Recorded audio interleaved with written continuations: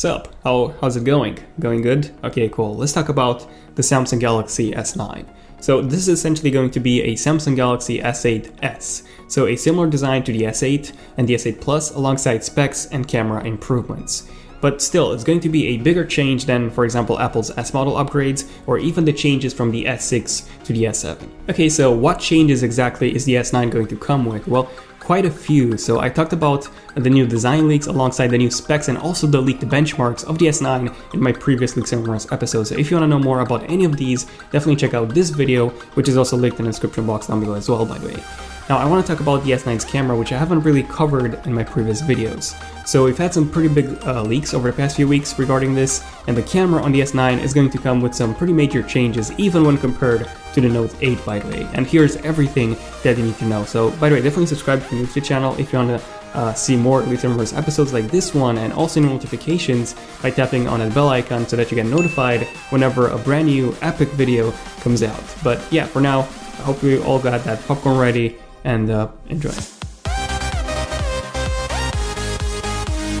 Okay, so when the S8 and the S8 Plus were launched this year, a lot of people, including myself, were pretty surprised not to see a dual camera setup. So this was something that we've seen in 2016 with the iPhone 7 Plus, and it actually took Samsung a few more months to include this onto their devices with the Samsung Galaxy Note 8, which actually launched in August 2017. And the way the dual camera module works on the Note 8 is pretty similar to how it works on the Apple side. So essentially you have a standard module, and then you also have a secondary module or a telephoto or a zoom module that gives you 2x optical zoom when used. Now, in my opinion, having optical zoom is so much more useful than having a wide-angle lens, because you can always use the panorama mode on your smartphone and you can, get that wide-angle shot when you need it. Now, it would be a digitally processed shot, so it wouldn't be, the real wide-angle shot, but still, it's still better than not having optical zoom at all. And then the Note 8 also had a portrait mode that was possible thanks to that second camera module, which, same as on the iPhone 7 Plus, it gave you this blurred background effect for both people and objects, and it actually worked pretty well. So that's coming to the S9, a dual camera module with at least 2x optical zoom, but this was already expected. So what else? Well, reports coming from AT News claim that Samsung might be including a 1000 frames per second slow motion sensor on the S9. So this means that you will be able to shoot almost 5 times slower slow motion than you can currently do now with the S8. And in case you don't believe this to be possible, Sony already has a 960 frames per second camera on the already released Sony Xperia XZ Premium. So super fast 960 frames per second or even more is definitely coming to the S9. Okay, so that's pretty cool, but what about 4K video at 60 frames per second? Well, the Exynos 9810 processor, this is the one that's going to be included in the international version of the S9. So this one actually supports 4K video recording at 60 frames per second, and then so does the Snapdragon 845, which is the one that's going to be included in the US version of the S9 and S9 Plus. But then so did the Snapdragon 835 and the Exynos 8895, which were the ones included in the S8 and the Note 8, but then those phones didn't actually have 4K 60 video enabled. Now, this was most likely because of the storage speed limitations or power consumption issues, but still, they weren't 4K video recording. Even at a lower bitrate, it wasn't enabled. So would 4K 60 be coming to the S9? Well, possibly. We don't know 100% for sure.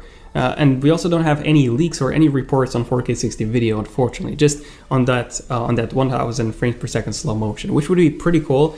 But for me personally, 4K 60 would be so much more useful than slow motion 720p at 1000 frames per second. Let me know in the comments which one would you actually prefer. But considering that Apple does support 4K 60 video, well, chances are that Samsung will be adding this to the S9 and the S9 Plus just to keep up with Apple. But what about the actual camera specs?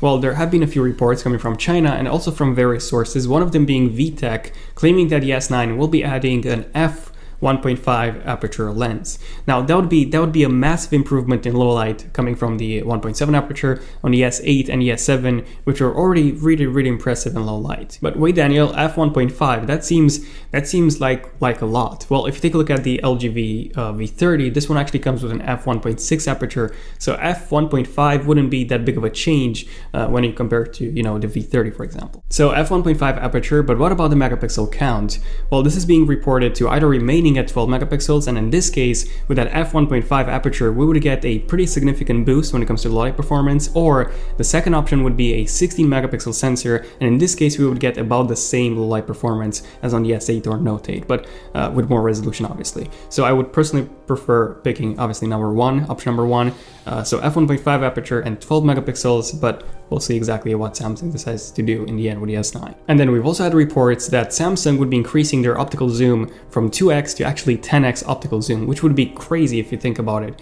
So essentially they would be doing this by adding an even more telephoto or an even more zoom lens than the one they currently use now. So in that case, portrait mode won't work anymore, essentially, because you would have too much of a difference between the two shots that those two modules would take.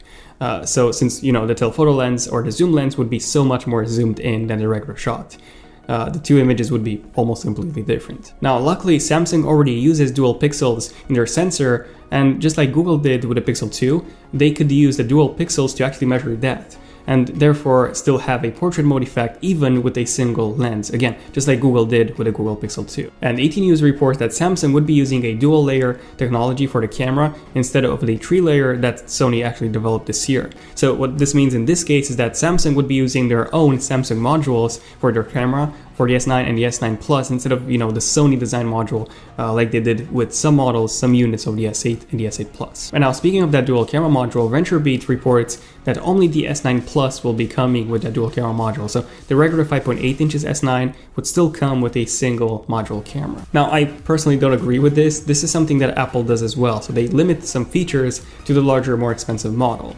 Google kind of stopped doing this with the Pixel 2, at least when it comes to the specs and the camera, although you do get a much better design with the Pixel 2 XL.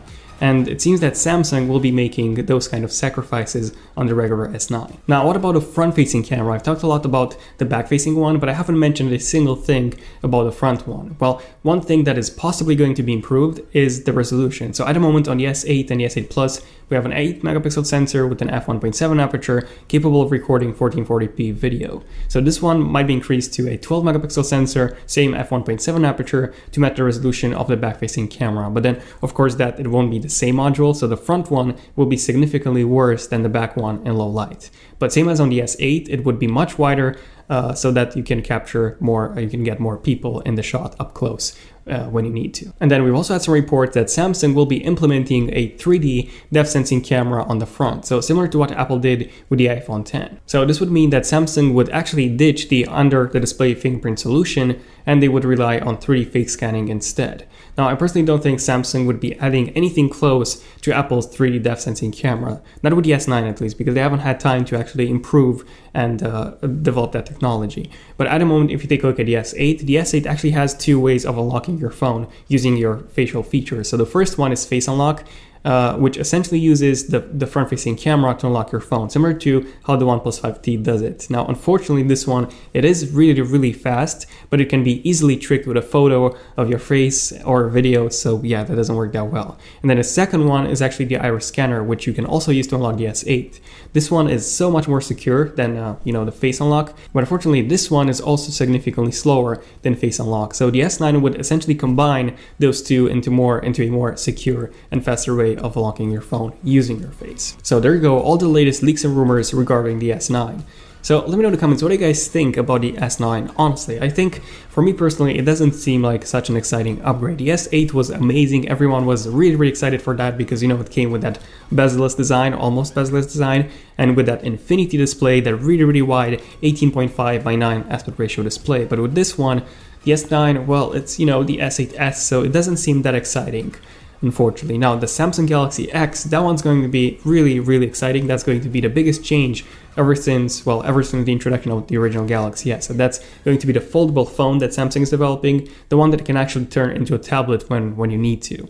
So I've actually done 2 videos on that. So if you want to check out the Galaxy X, everything you need to know, definitely check out those videos. It's really, really interesting. So that's definitely Samsung's most exciting device for 2018. Please subscribe if you want to see more Leaks and Rumors episodes like this one, more interesting tech videos, and then also enable notifications by tapping on that bell icon so that you're notified whenever a brand new video comes out. And you can also check out my full Leaks and Rumors video that I did for the S9. So this is a more general video as to everything we're expecting to see with the S9. But yeah, this has been pretty much it for this video. If you like, if you've enjoyed it, let me know.